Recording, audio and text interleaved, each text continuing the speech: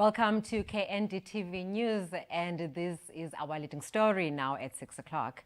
U.S. civil rights activist Reverend Al Sharpton is expected to deliver the 20th annual Steve Biko Memorial Lecture virtually this evening.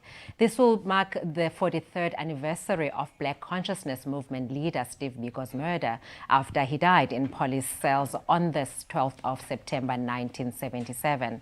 Steve Biko Foundation Senior Program Manager Bokango Bowe said they were excited to be able to gather under strict national level 2 restrictions to honor Biko. The event started off with a Thanksgiving service at the Garden of Remembrance this morning. Bowe said the lecture would be streamed by UNISA and broadcast live on 3 national TV stations from 6 p.m. Transport Minister Fikile Mbalula has refused to comment on the matter involving the use of a government jet by ANC officials to travel to Zimbabwe. The party has been accused of abusing state resources for a government-sponsored flight to the neighboring country by the leadership of the governing party. There have been reports that Defense Minister Nosiviwe Mapisa-Nqakula went to Zimbabwe on official duty and gave the ANC top brass a lift. Mapisa-Nqakula's office has been quoted as saying that the minister's visit to Zimbabwe coincided with the official work. Mbalula has been speaking at the OR Tambo International Airport during his inspection of COVID-19 safety and health regulations. The families of 3 miners whose bodies were never recovered after they were trapped underground at the Lily mine in Mpumalanga are hoping that the Constitutional Court challenge against the government and mine management will help bring them closure. Solomon Nyirenda, Priti Kambule and Yvonne Mnisi were trapped in the container on the 5th of February 2016 after a shaft collapsed, and attempts to retrieve their bodies were abandoned for safety reasons, but the families believe it is possible. The families are convinced that the trio's bodies can still be retrieved, and the former Joburg Mayor Herman Mashaba has offered to assist the families in their legal challenge against the government and mine management. The report into the alleged irregularities in the awarding of tenders for COVID-19 related personal protective equipment in Gauteng has been concluded. The findings are expected to be released on Sunday by the ANC's Provincial Executive Committee. In July, the party's Integrity Committee started its investigations into the allegations which implicated Health MEC Bandile Masuku and his wife Loyiso, who is a member of the City of Joburg Mayoral Committee. The Masukus, as well as the presidential spokesperson Kusela Diko, took a leave of absence from top positions while that process got underway. The 125 million rands contract linked to the trio was awarded to Diko's husband, Thandi Sizwe, to provide PPE to the Gauteng government. It was later cancelled and he was never paid. In recent weeks, the scale of irregularities relating to the procurement of COVID-19 material has been exposed, prompting calls for harsh action. And that is all for now from the news desk, and it's now off to Potesta. Yes, thank you, Spoky. Thank you. Welcome, guys, to Leicester on Saturday. This is the first show after the break that we had. I think it was about 3 weeks now. Yes, about 3 the weeks, break that we had. But, you know, we are coming back with some great news. The show is going to be, you know, brilliant as always. And we will continue to bring you guys, you know, great current affairs and guests that will, you know, challenge you and give you information, and artists as well. Yes. But for now, Spoky, yes, welcome back, Sissy. And thank you. Yeah, it's nice to be here, I must say, yes, for both of us. I actually missed the show. Yeah, no, most definitely. Yes. So, yeah, this week, there's a lot that's happened this week. Pretty lot. I don't know if you want to start with the hair, you know, saga with Clicks, yes, but there is an agreement that has been reached there now with EFF. Yes. So EFF has actually hijacked the whole thing, and they made it their own because they are the ones that got to sit with Theresa May, Unilever, and Clicks. Well, I think they were kind of some catalysts because it first started off with, you know, on Twitter. Yeah. And then they took it upon themselves to basically escalate, you know, the whole issue. Wow. And I think I commend them to a certain extent because now Trezeme's products are going to be taken off the shelves, I think, for about 10 days. Yeah, yes. for 10 days. And then the Department of Public Enterprises now is in talks with Clicks so that they can introduce locally made, yes. and particularly black products. That is correct. So I think for me, people underestimate the loss that Tresemme is going to have. I mean, you have a whole lot of other shops. Checkers is part of it. Yes, and Woolworths as well. I think there are a lot of most other shops actually, that have actually taken those. So that's a lot of money. It is a lot of in money. 10 days. Bode, it wouldn't have gone to that had they taken, proper steps and looked at the actual brief of the advertisement. Yeah. This wouldn't have happened. Yeah. So, that is what it was. Yeah, one of the most unfortunate things it is to have unfortunate, happened this yeah. week. Okay, and then the other thing, the transportation, what happened to that thing? I mean, so the ANC was going, and now they're using government, transportation. Basically, ANC. By apparently. Yeah. And the president has given the minister 48 hours to explain how that happened. So 48 hours, I think iphela ngomso 48 hours, yes. So we are looking forward to hear. Lift. It's a very nice lift. But also, I mean, it looks like it's impossible for the president not to know that this thing had happened. That's what is being, asked. Why, how can the president not know? Because obviously the Air Force One is mainly used by, by the president. I think, by certain ministers, for their surely, travels. I mean, on the logistics, I mean, the president should have known. I think his office signs it off, so there's no ways that he wouldn't have known. Unless something happened, that fell through the cracks somehow. Maybe. But yeah, of course, to all of those who are watching us, today is a day which Steve Biko in 1977, he was killed by the apartheid police. Yes. So today we are commemorating, that death of one of the greatest minds, and stalwarts of the, black movement in South Africa, a guy who fought, even outside of the most popular sort of flag, which is the ANC and the PAC, but he fought, outside of those movements. Yes. So that's what we'll be talking about today. I went there for the first time. I went to the commemoration this morning.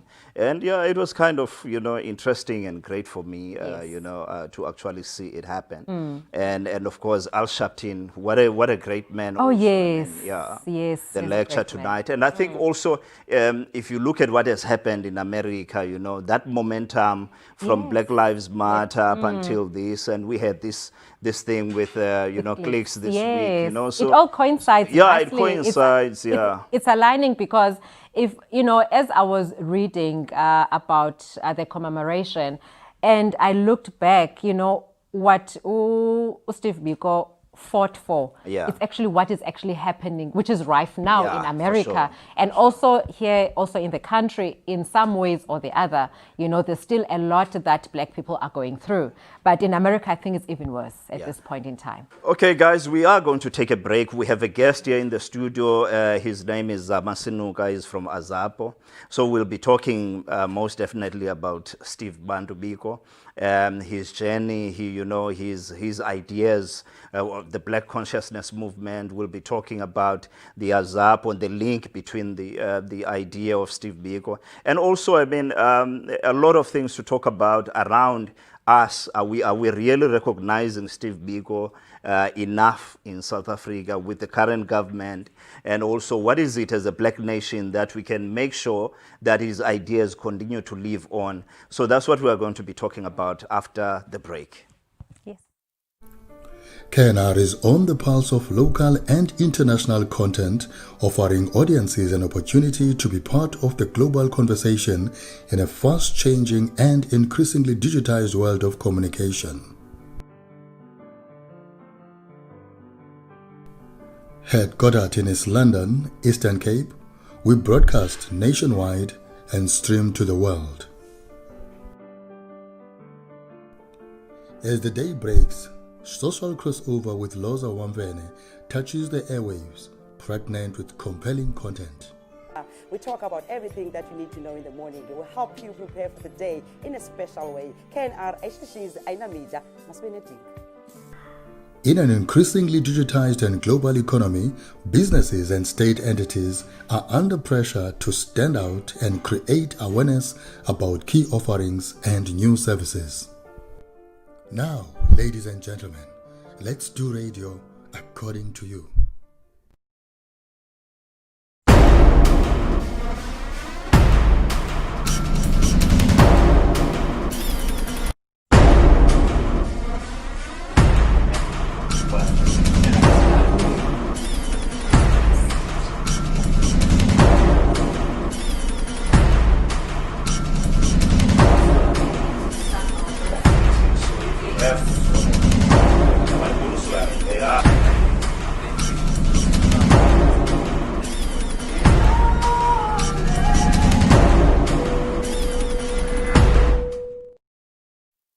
Welcome to Leicester on Saturday, and today we are discussing, as you all know, that it is the commemoration of the legend and the icon, of Black consciousness, a guy who has given us an identity as Black people and a sort of format from which we should recognize who we are, and not rely on what white people or other nationalities say about us, but to continue to strive to be better and be comfortable in our own skin. So that's the man we're going to be talking about today, Stephen Bantu Biko. And then here in the studio we have Uzama Senuka. He is from Azapo, and he is going to sort of outline a lot more for us about Steve Biko and also the link between him and Azapo and so on. Puti kunjani? Siyaphila buda khondo ninjani? Siyaphila khondo zimbi. Masibulele ngokuza. I took you out. The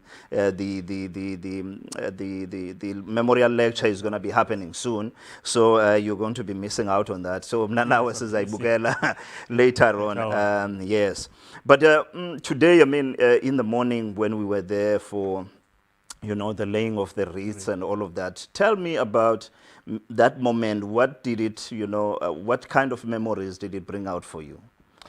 The moment brought back the memories of having the news that Steve Biko has been killed in 1977. Yes. At the time, I was still a primary student, learner at the time, and most of the learners in many townships couldn't write exam in that year. Yes. They had to go and repeat in 1978 again, and of which I was part of those that repeated. It was a day where Black people were very angry and they were uprising, and they vowed that they will carry on struggling. And that moment brought back those days of good struggle, unity amongst Black people, yes, and unity amongst those that were oppressed in terms of the so-called Africans, the so-called colored, and the so-called Indians, identifying themselves as Black people. So it was quite a moving moment to know that here is a man that died 43 years ago, but it seems as if it just happened yesterday. Yeah.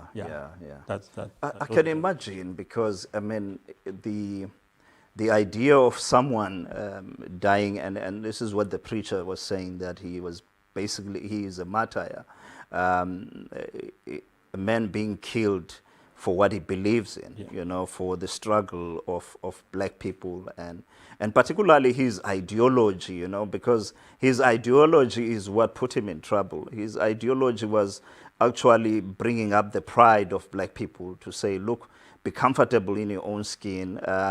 Who you are is not defined by what white people say, and therefore there is a need for us to actually rise above those things. Yes, he advocated a need for Black people to rise and define themselves and be participants in the struggle, rather than relying on other nations to struggle for them. In his own words, he said that Black people should be players, not spectators in the game that they're supposed to play.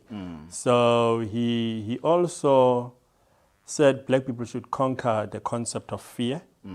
in his writings, especially the writings collected in the book, I Write What I Like, the last chapter of the book is about death. He said that we should not fear death. And he didn't fear death anyway. He was quite a brave and a bold man to stand for what he believes in. Yeah. I mean, at the time he died, he was quite young. And I think that's one of the things for me that is fascinating about him. It's a man, like you said when you were talking in the morning, that this man had a career. He had a life that he could live for, you know. But to be espoused at that young age of the ideas of freedom and of fighting for others, you know, it's something that for me makes him unique, and how also his thought processes, you know, around the issue of struggle. Because remember, I mean, at the time, the struggle was saturated with the ANC and all the other but to find your own footing as the Black consciousness and how he did it and how many organizations that came out of that is actually phenomenal. Yes, at the time you would remember that the regime, the white regime, was quite strong to an extent of banning the ANC and the PAC. And from the 60s up to 1963 up to 68, there was a political lull. Quiet. People were fearing the regime. People were fearing to be associated with the struggle. And he revived the struggle. He said that we will need to conscientize people. You need to make them aware of the material conditions around them. The philosophy of Black consciousness that he brought into the struggle, it's an instrument that can be used in any countries where there are struggles between conflict in terms of race nor class, because he understood that in South Africa, the race was a class determination, because it was the race that determined that what kind of job you'll be doing, what kind of education you'll be getting, what kind of housing you'll be living in. So the terms of contradiction of classes was on a race basis in our struggle. Hence, Black consciousness, we say it Black in Black consciousness is not only a reflection of pigmentation, it is a reflection of the conditions that we live in. And talk to me about, I mean, one of the things for me that fascinates me about that era is that at the same time you almost had, I mean, we now have Reverend Al Sharpton, who's going to be, you know, giving the memorial lecture. And if you look in America, that period almost coincides, you know, with the Black Panther and all of those movements in America that were kind of fighting the same sort of, you know, struggles, as it were. Yes, there is a link in the struggle, because the struggle it's locally, nationally, and internationally. Whenever there is a problem, because the white supremacy at the time was sort of spreading internationally. You'll remember that there were countries around Africa that were colonized by Britain. There were countries that were colonized by the Portuguese. So there was a sense of white supremacy internationally. And Black people rised against the white supremacy. So there will be similarity in terms of the struggles that were waged in various parts of the world. So when we look at the Azapo, and that's where for me I want us to find a link, you know, the Azapo and the link to Steve Biko. How does that link come along? You remember after the death of Steve Biko in 1977, the regime in the same year in October banned organizations that were belonging to the Black consciousness movement, including two newspapers, The World and the Sunday World. They were banned, and in 6 months' time, Azapo became an alternative vehicle to preach the same Black consciousness. We still subscribe in the philosophy of Black consciousness. We still believe that it's still a relevant philosophy. So Azapo became an organization that hold the banner of Black consciousness immediately after the banning of the PPC. We commemorated Steve Biko immediately in 1978 and every year without any failure. No matter how conditions were harsh, whether we were banned, at sometimes we were banned, at sometimes we're restricted, and sometimes we forcefully go and commemorate, and police in King Limstown used to arrest some of our comrades. So we have been holding the flag of black consciousness high. We have been holding the name of Steve Bantu Biko high. There was a time when some agencies of the enemy wanted to label Stephen Bantu Biko as a member of the CIA, Yes. but we defended the name of Biko with our lives and blood. And today, some of them are still saying that Steve Biko was a racist and so on. Some people are saying now, no, Steve Biko was waging a good struggle. So there are various views, but as AZAPO, we defended the name of Biko, we defended the philosophy, and we still believe it's still a relevant philosophy even today.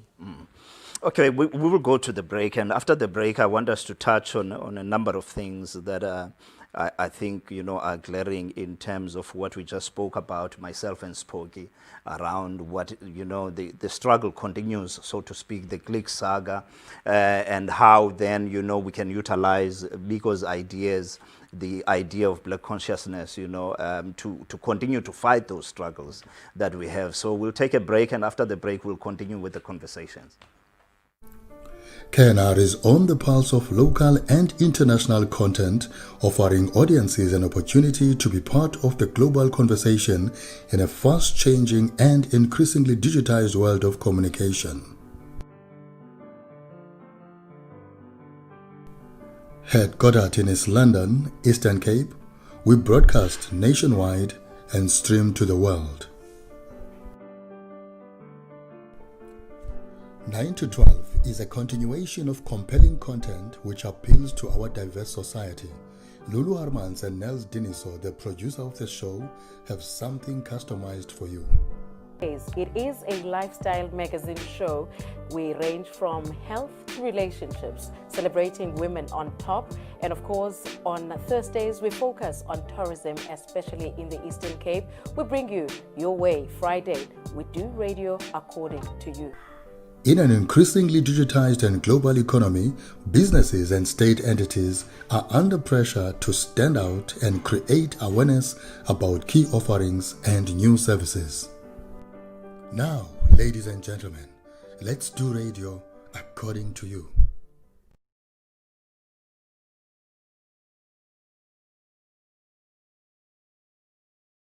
On Saturday. Get Real and Pazamisa, I do a show on Sundays called Get Real with Lester. So, sometimes it messes us up. And also, when we are on that show on Sunday, we say, welcome to Lester on Saturday. So, but look, Mr. Senuka, the world continues to suffer, particularly issues of, black people continue to, come into the fore even more, even after the struggle. And I think one of the, the countries that is deemed to be a pioneer of democracy, which is America. We've seen how, black people are treated there. We've seen how it's almost like there's a war on black people in that particular country. And of course, that has reverberated around the world. Even here in the country, we continue to feel that. So how do you think that in the current setup and in the current sort of contemporary world, that the ideas of Stephen Biko can actually be utilized and become part of our society to better, not only black people as it were, but also, I believe, white people to be able to understand that the ideas of supremacy and all of that over one another, those things don't work. Yes, Steve believed that black people need to fight a sense of feeling inferior in themselves and have pride of who they are, whilst white people need to fight a sense of feeling superior and understand that they are all people equal to black people. And the kinds of democratic arrangements in the world that are taken in this era are sort of shortcuts because they don't want to address such kinds of feeling inferior and feeling superior. We have an artificial equality Sometimes in law it's classified as substantive equality, not a totally egalitarian society where people are classified as people. You look into our country in South Africa, we have the equality in terms of the political power, the vote. But Steve understood that we are black because we are politically oppressed, economically exploited, and socially degraded. And the current democracy does not address the two aspects of being black, the aspect of being economically exploited and socially degraded. Yes. You go anywhere in the country, and when you see the shacks or the squatter camps, you know who they are, the people that lives there. You go anywhere in circles of the economy, you will know that for every rand that is in circulation, we almost control something like 2 cents or 3 cents per rand. So these artificial kinds of freedom or democracy that we praise because we are able to go to the ballot box and vote have a way of coming back and haunt us in the same democratic system, which America is also faced with that, and South Africa soon will face that problem. For me, part of the problems maybe we face is, and the difference between us and America is that majority of those people are white. And here we live in a country where the majority is black, but still we have not been able to foster a way that reflects, you know, the ideas that BIGO stands for. And in fact, the opposite is happening where, I mean, we had Nathaniel that was killed by, you know, black cops as it were. And the killing of black people by other black people. So surely this shows that there is a deficiency in how we see each other. We perhaps maybe have not moved up to the level that we need to be moving to. Yes, we have not moved up to the level that we're moving to. Among the feeling of feeling inferior have a side effect of self-rejection. Yes. Bad things are taking place amongst black people, whom when they meet with other races, they claim to be non-violent. During the days of struggle, not a single white policeman was burnt by necklace to ashes. But quite a number of black people were burnt by tires. They became victims of necklacing. That is a sense of self-rejection that we feared white people to an extent that we have entrenched their superiority in us. And we have also entrenched the inferiority of blacks amongst ourselves, which black consciousness teaches us to liberate ourselves psychologically. And when we are free psychologically, we are able to see ourselves as human beings, and we are able to see ourselves as competitors equal to any other race in the world. Yeah. So do you think that, though, I mean, we'll be able to ever live up to those expectations, you know? And it's almost, I mean, one of the quotes that Steve Bantu Biko is quoted mostly saying is that, black men, you are on your own. It's almost like saying, you know, whatever happens, you have to have this understanding that outside of your own, there's no one else. Yes, we have to always conscientize people to understand that they are on their own. We have to continuously conscientize people that they need to uphold their dignity, they need to acquire skills, they need to participate in the economy, they need to really make a change and sort of having a society that is self-reliant. Black people have lost their dignity because in whatever we do, we are consumers of commodities, of products made by other people. You look into food, you look into services. We really don't contribute as much as we are supposed to be as the majority. Then if we conscientize the youth and we make them understand the philosophy. The philosophy is quite dynamic. It touches all aspects of life Because if you go and read the definition of black consciousness as an attitude of mind, a way of life, Yes. which classified black people as all those who are politically, culturally, socially, educationally degraded in the South African society.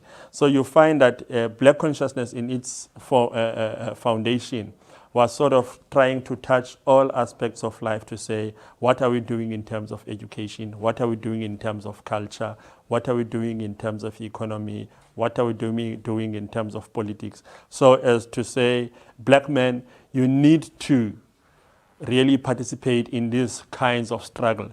Hence, black consciousness was formed in various organizations that deals with students, organizations that deals with community in terms of the political, the PPC, organizations that deal with BCP in terms of the Black Community projects, which made the Zanempilo Clinic and other projects. So all those things were saying, how can we participate in relying on our own as black people?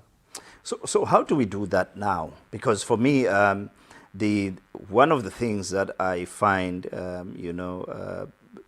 difficult to comprehend is the fact that we have this great idea of black consciousness as a movement, and it comes up at this time of the year.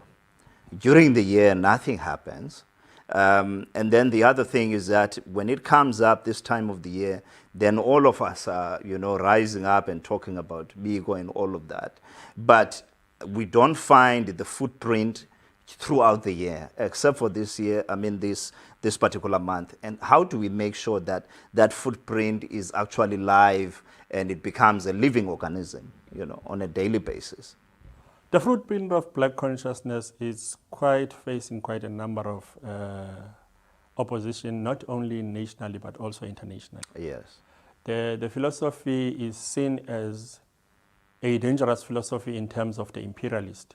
Remember, we have mines that are belonging to Anglo-American mines, De Beers, and other foreign companies. So if black people can really understand black consciousness in totality, those imperialists will be in trouble. And once we rise, they also try to find strategies of saying, how do we suppress them in terms of the media coverage, in terms of other things? And you find that black people have gone to a corner of saying, in this kind of liberal democracy, what do I do for myself? Yeah. They've become self-centered. So it's quite a challenging thing which we need to work on as the black consciousness movement. We go to people in offices, they want to entrench or suppress the inferiority by having goods amongst themselves which they loot. You see we are in a situation where we really need to find a system of conscientizing back our people and make them understand, because conscientization is the only weapon we have, because we are dealing with a mind that has been oppressed for more than 300 years, with a mind that needs to find its own way of thinking, with a mind that needs to find its own way of uplifting the dignity of black people. Sometime during the week, I read an article by another student. And this is where I think for me, the reason I'm asking this question is around the issue of the young people these days who seem to throw everything. And some of them would say Nelson Mandela was a sellout and all of that. But what I read in this article that, it may represent maybe some of the minds that are existing today, that Steve Biko's philosophy was reactionary in a way. It has, therefore, as black people, we hide in what he calls a collective victimhood, So that victimhood then, which is what translated into what we saw, the reaction towards the cliques matter, which is why some of the people have been saying that black people are now under the new dispensation, have become very weak in that we always cry about anything that seems racist. Whereas in the olden days, we fought a struggle, but as a unit, we didn't cry about now these adverts and everything that has come out. So what do you say to that type of, construct and narrative that some people may have this day, that actually Black consciousness movement outside of the apartheid and the other oppressions that have happened to Black people, it does not really have its own place? No. Black consciousness is based on Black solidarity, is based on finding a way to uplift Black people collective. Black consciousness is also based on collective leadership. So it becomes quite interesting to see people having that kind of thinking.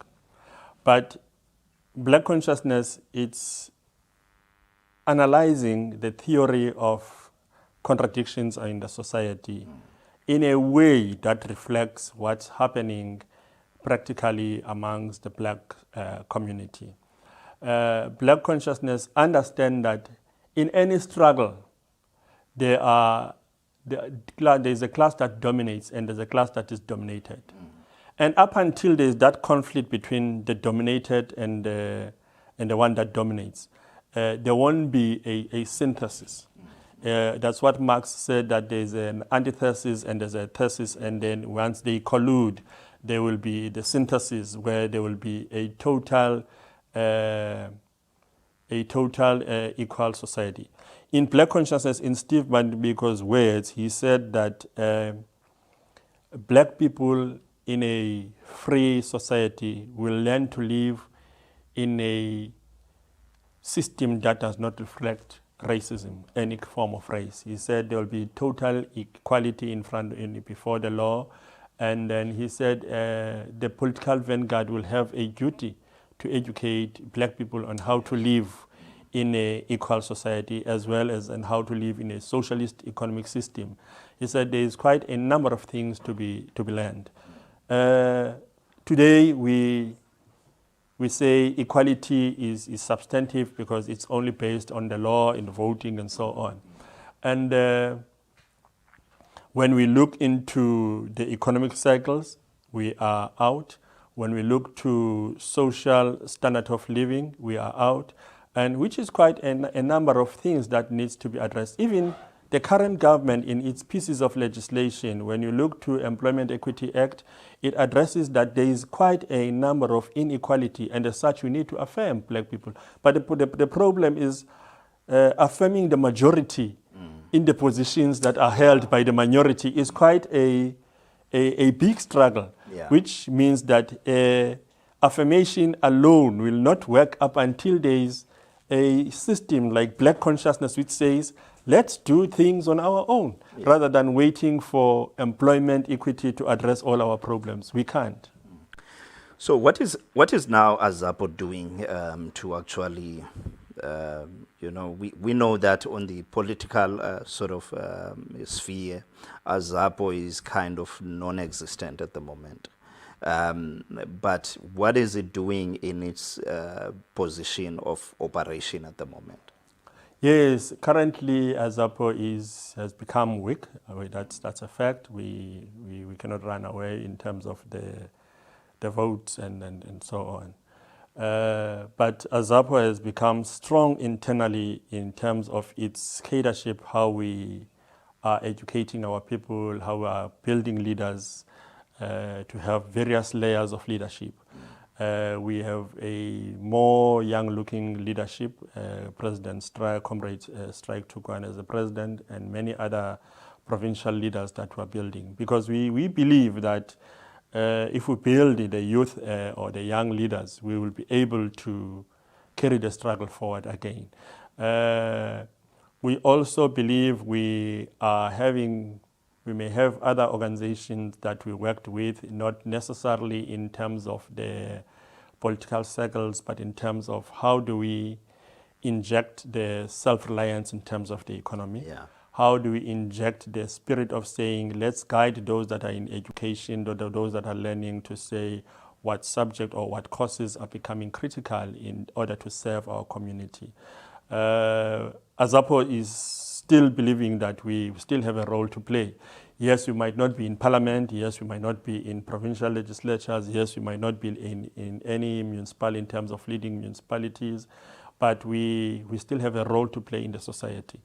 And we are playing that role, and we are building leaders within our organization to say, this is a group of people that we are building in order to carry the struggle forward.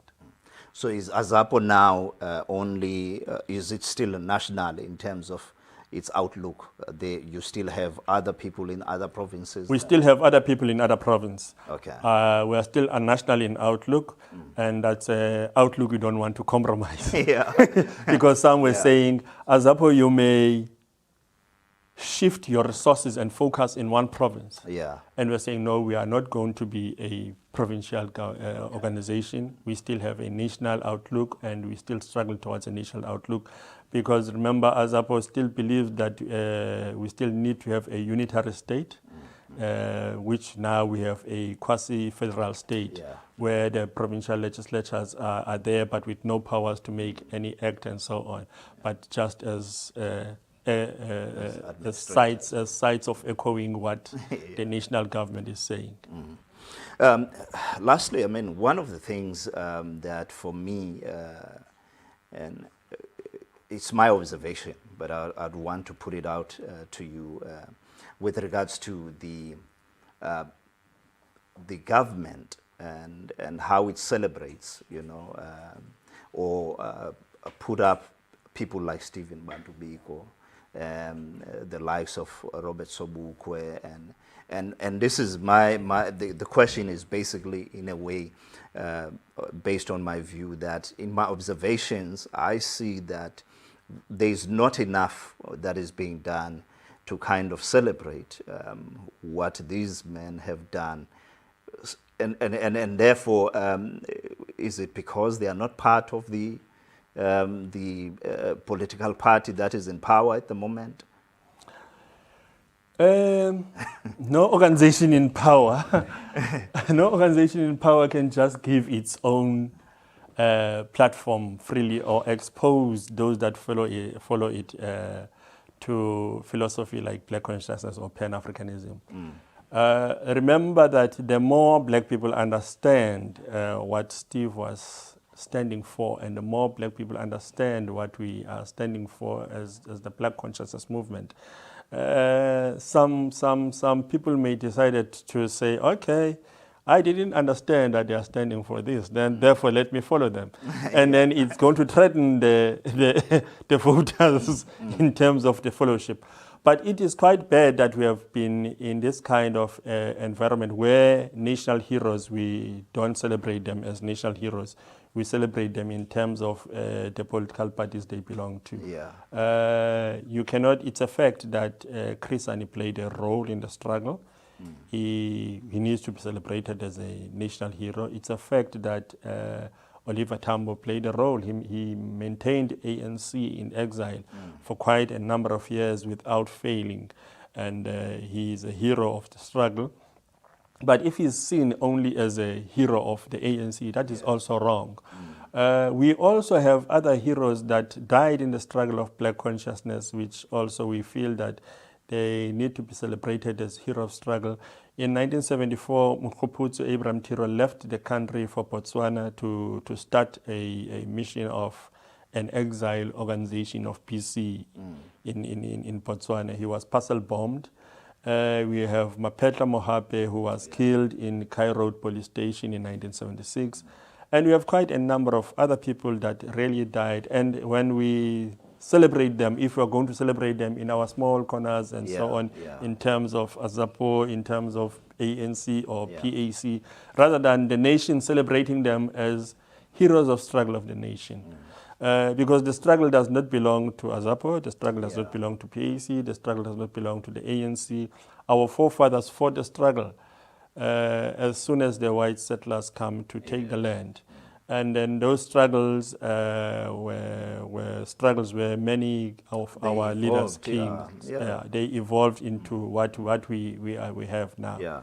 So the struggle continues. We might have moved out of the apartheid racist regime, but the form of struggle we are facing today has taken another form. And Black consciousness definitely is an instrument of analysis on how do we engage in such struggles. Yeah. Look, my last question to you, Sizo Tati Break and perhaps Uzova Lilies. I want us to look at the society that now exists, the current construct, the posture of the young people that we have, and the country in general. I mean, we've been complaining about a lot of stuff, state capture, the corruption, and all of these things, you know.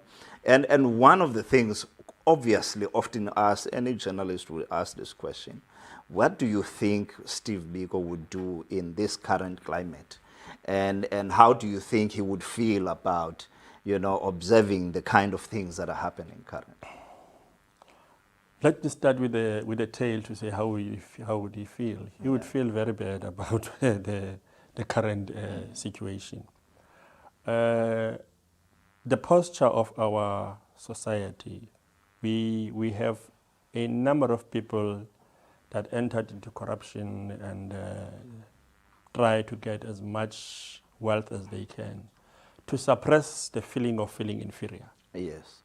Because it is the inner feeling that makes them to do certain things. They are not conscientized, they don't understand. They think that if I have a 5 BMWs and 5 Mercedes-Benz and a very big house and so on, I have achieved to be like a white man. And suppressing the feeling of feeling inferior. So the youth, even today, immediately they graduate, they look for a job and try to get a flat in town, try to buy a car. You go to black teachers, they send their children to schools in town, whereas the curriculum is the same in the location. But because they think that in town they might be having better teachers, and which is a self-rejection in themselves to say, we are not committed to teach as much as we can in the black child in the township. Therefore, let's take our own to other people. And so these kind of things, they are a reflection of a self-rejecting black man in the democratic system. So you'd feel very bad about it. We need to do quite a lot in terms of realigning our thinking as black people, realigning our mind, finding a self-pride and uplifting our dignity. Okay, we will end it there. Thanks, Mr. Sinuka, for coming, you know, and talking to us about Steve Bantu Biko, a man that we have come to, you know, believe to be an icon in South Africa, a man who stood for, you know, the black people when they couldn't stand for themselves. He's done quite more than, you know, a lot of people actually care to know. So I think I would encourage anyone watching to read a little bit more about Steve Bantu Biko and to read a little bit more about Black Consciousness Movement. We will take a break, and after the break, Spoky will be back with me, and we have an artist in the studio as we are about to close. KNR is on the pulse of local and international content, offering audiences an opportunity to be part of the global conversation in a fast-changing and increasingly digitized world of communication. Headquartered in East London, Eastern Cape, we broadcast nationwide and stream to the world. Your space is invaded by Pure Tsiba between 12 and 3 p.m. Not in a bad way. Pure brings calmness to your day. What we do is to try and get bazizibhizimen for Tangazo, and we strive for development and also to grow you because it is educational at the same time, fun things, because I do know sometimes we just want to let our hair. In an increasingly digitized and global economy, businesses and state entities are under pressure to stand out and create awareness about key offerings and new services. Now, ladies and gentlemen, let's do radio according to you.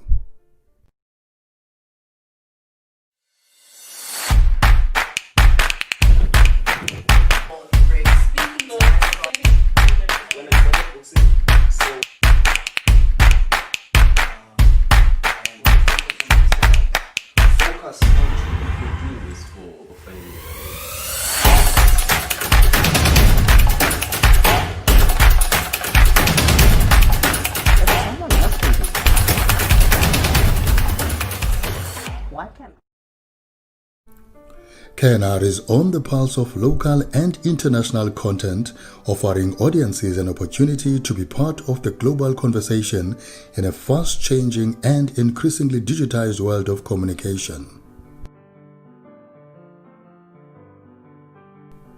Headquartered in East London, Eastern Cape, we broadcast nationwide and stream to the world.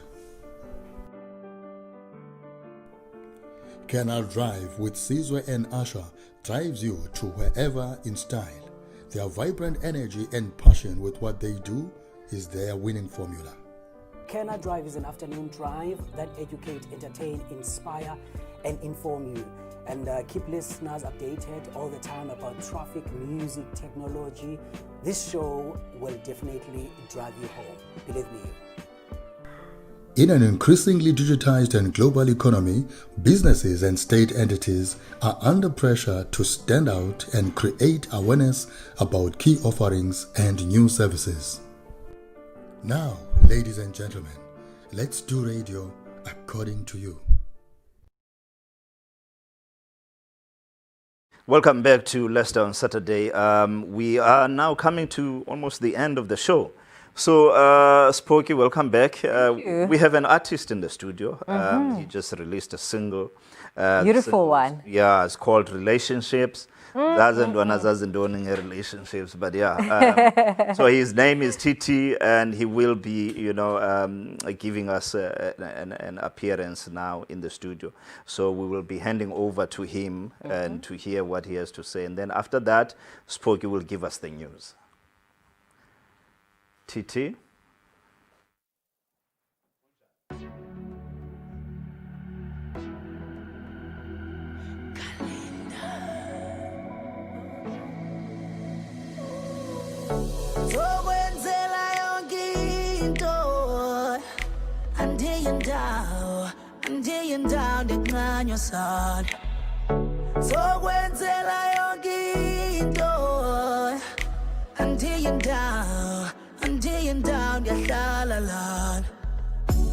Kule relationship until down, you shalalan. Kule relationship until down, you shalalan. And this morning no bunyo monto. Ay, so kwenzela yonke into. Until down, you shalalan. So kwenzela yonke into. Until down, you shalalan.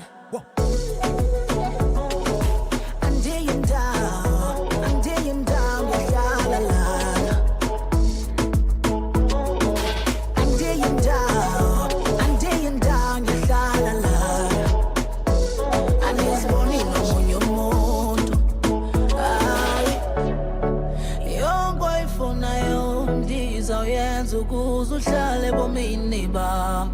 What I'm gonna do, yeah. Ngiyasihlohla inzipho sishone. Ndukufune bomini bam. Oh yeah. Phela uzungakhali ngoba isigqibo ndisithathile. Nathi ngokufumana wena. Yonke into wilungile. Ngiyasihlohla inzipho sishone. Ndikufune bomini bam.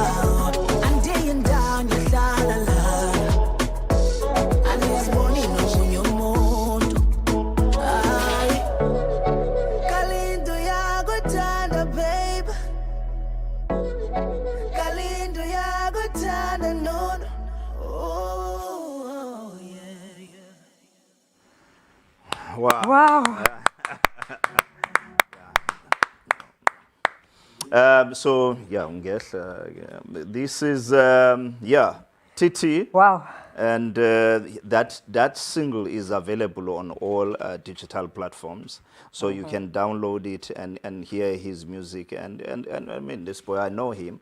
He actually does a great job. So he is in the plan of making more albums. So it's just a single at the moment. It's a beautiful single. Wow.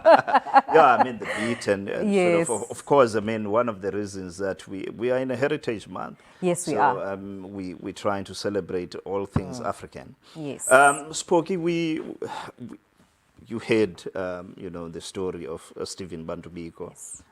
You heard the journey of, the Black Consciousness movement. What did you think of that?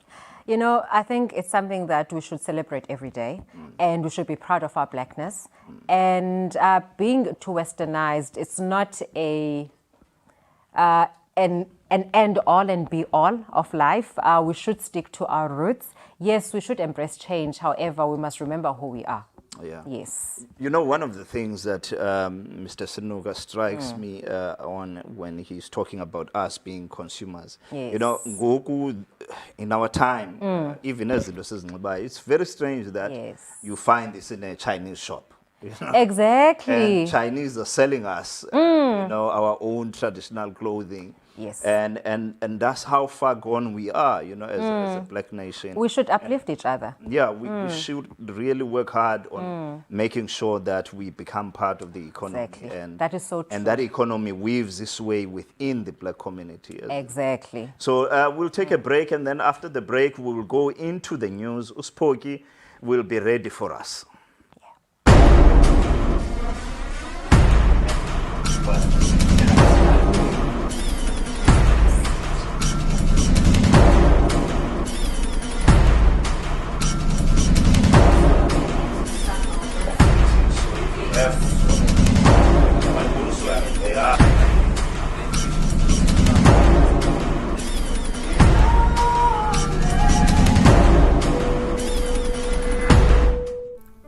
KNR is on the pulse of local and international content, offering audiences an opportunity to be part of the global conversation in a fast-changing and increasingly digitized world of communication.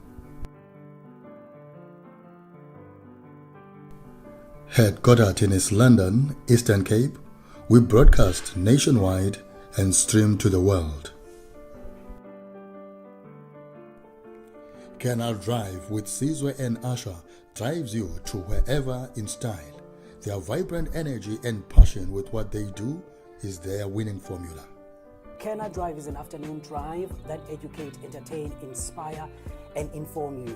And keep listeners updated all the time about traffic, music, technology. This show will definitely drive you home. Believe me.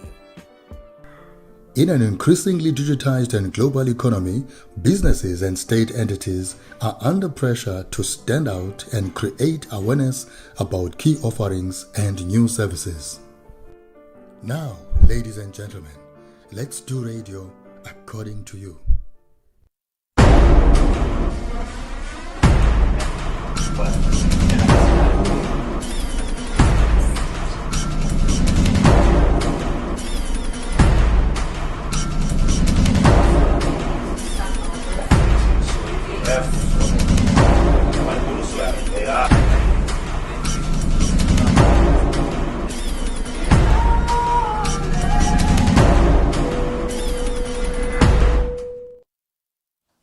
These are the stories making headlines in the final bulletin at 7.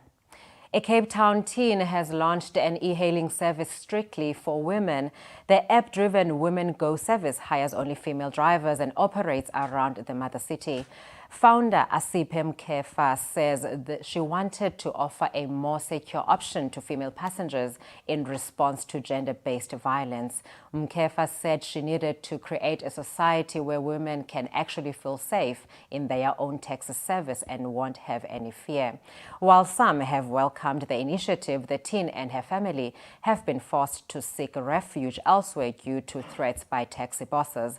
The 18-year-old says she plans to expand her services to other provinces, but for now, she is focusing on her matric studies.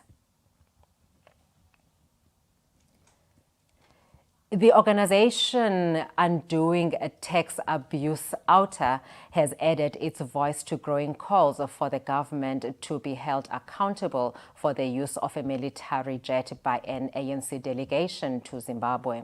The group, led by Secretary General Ace Magashule, was in Harare and this week for talks for the governing ZANU-PF, following fresh reports on human rights violations in South Africa's northern neighbor.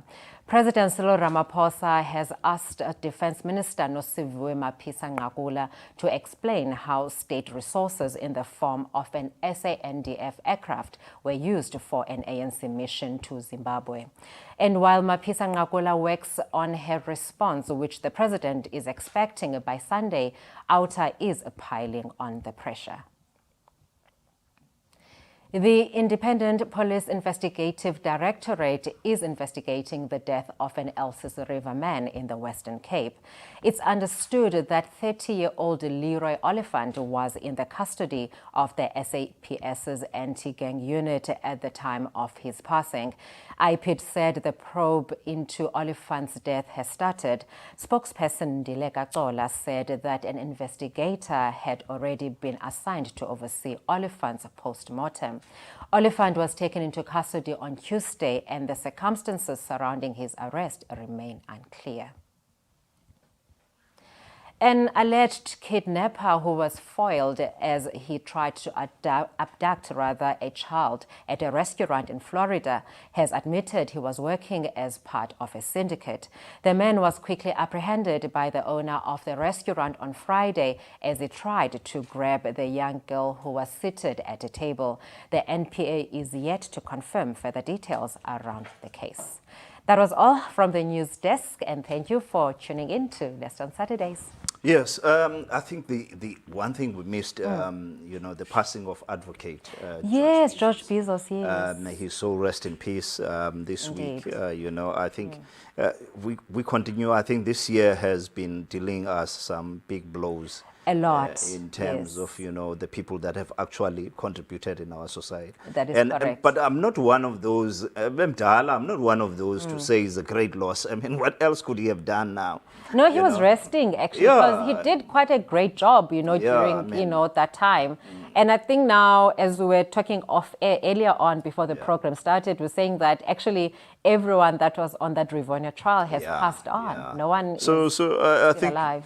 I think for me, he's done his part. Yes. It's up to us now to actually, to take the baton and continue. Yeah, most definitely. That is correct. And then, the other thing that was quite interesting, that abduction, that failed abduction. It was quite vigilant of that restaurant owner because, he thought very quickly. Very quickly. But it just shows that the space in which we live in now, how, our kids, this issue of, child trafficking is a serious issue, and we need to seriously look at those things. No, we should. And you actually wonder what would they have done, because now there's this trend, I think overseas is quite rife, that they abduct a certain child who fits a certain income bracket, and then they phone for a ransom, and so it could have gone differently. Yeah, very wrong. Guys, we've come to the end of the show, but before Sivale, Ace Magashule, no, besithi kwenzeka ntoni, bathi transport ikhona sanuwara ma comrade. Yes. It's mind-boggling how the ANC couldn't differentiate that this is a government does and we as the ANC. Just because you discussed with the president last week that you would go and have, as a special envoy. It is separate entities. I'm sure go ahead. You know what? Whatever happens, we shall hear the response only tomorrow. And to come to think of it, a similar incident once took place in 2006. And ulanduka umama Nosiviwe Mapisa-Nqakula, she was. Yes. Nosiviwe Mapisa-Nqakula, she was in that incident as well. Exactly. But guys, it's been nice. It's been great. Spoke, your last words? Thank you guys for tuning in, and it's great to be back. So stay safe, and we shall see you again next week, same place, same time. Yes, don't forget to listen to us tomorrow on Get Real with Lester on Sunday from 4 to 6. And we'll be talking about the name changes. Yes. By the way, according to the name changes, Sikukompo ngoku apha eMonti and yeah. Monti. So yeah, we'll be talking about that Yes. tomorrow. And so guys, you must have a beautiful evening and have a weekend as well. Yes. And yeah, stay pashash there. We love you. Yes. Bye-bye. Have a good evening.